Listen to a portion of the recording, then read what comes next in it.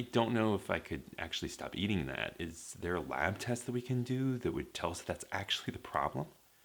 Patients often want to know if rather than an elimination diet, which is a difficult task to embark upon, they could simply have a lab test that would guide us towards what foods are causing their symptoms.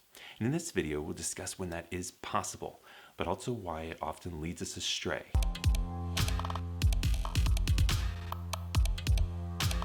Hi, I'm Mark Cooper, board-certified gastroenterologist, and some of the GI conditions that we treat, we're able to use a lab test to directly identify the food that is driving your symptoms. In other conditions, though, while we may be able to diagnose the condition that we know has a food trigger, we can't use lab tests to further guide us as to which food you need to specifically remove from your diet. So we're going to talk about what lab tests are, when they're helpful, and when an elimination diet is the better route to go. When we're talking about lab tests, we're commonly thinking of immunoglobulin tests. Immunoglobulins are the proteins made by your immune system to identify proteins it doesn't like. We think of immunoglobulins against viruses. In this case, we're thinking about immunoglobulins against food. Immunoglobulin A is specifically made by your GI tract and other mucosal surfaces of your body. Immunoglobulin G is the main workhorse of your immune system. Those are those long-acting immune reactions that you have from a childhood illness. Immunoglobulin E is when you think of an anaphylactic shock. These are immunoglobulins that are already primed and triggered to fire off a massive immune reaction.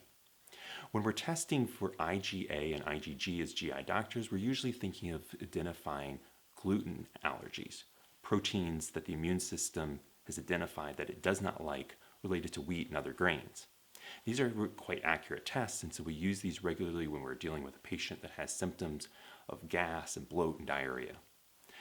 IgE is more reserved for an allergy immunologist because when we're thinking of those types of food allergies, peanuts, seafood, these are the domain of an allergy immunologist, the anaphylactic shock that a person needs to carry an EpiPen around for. The other type of test that an allergy immunologist will perform is skin testing. These can also be helpful for us as GI doctors. So while we may not ourselves perform them, we may interact with an allergy immunologist to help guide us, and they can sometimes do some specialized testing to identify food triggers in certain conditions.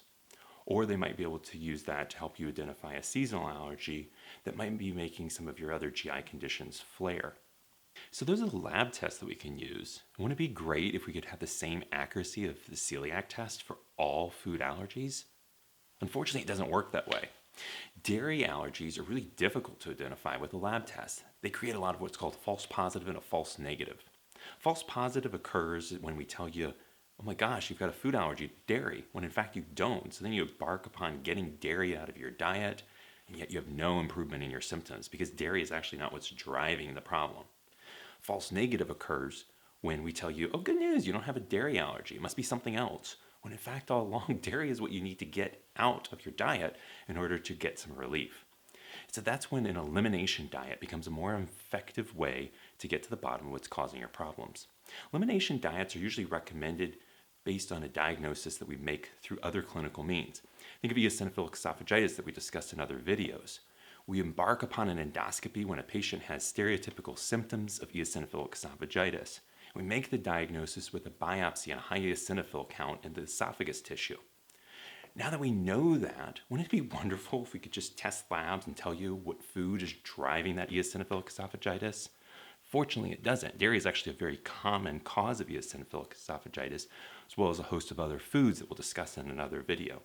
But the point being is that these false positives and false negatives of many of the allergy food tests, they're just not sufficiently accurate to make them useful in clinical practice.